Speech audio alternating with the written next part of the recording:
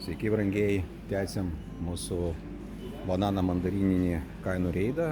Esame dabar Lidle, jau aplankėme Maximą ir Rimi. Trumpas intro. Tai bananai yra ta prekė, kurią prekybininkai naudoja vilioti mus visus metus. Na, o prieš Kalėdas mandarinai perima iniciatyvą.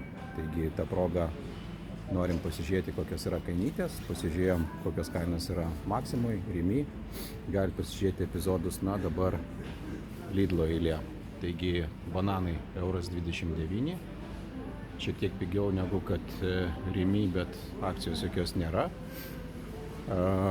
Mandarinai, beje, mandarinai čia yra pakankamai brangus, 2,49 €, bet jų jau nebėra. Tai reikia suprasti, kad išpirkote.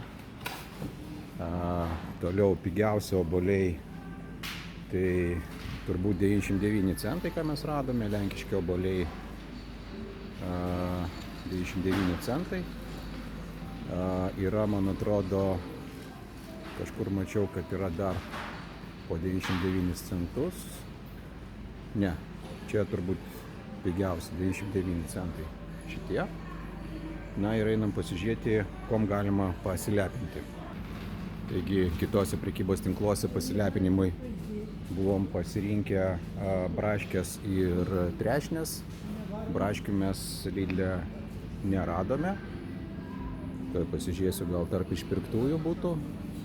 Vynuogės, ne, braškių nėra.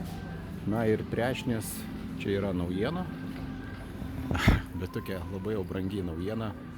20 € kilogramas. Maximai berods buvo arti 14 € už kilogramą. Tai tokia gan nevaikiška kaina.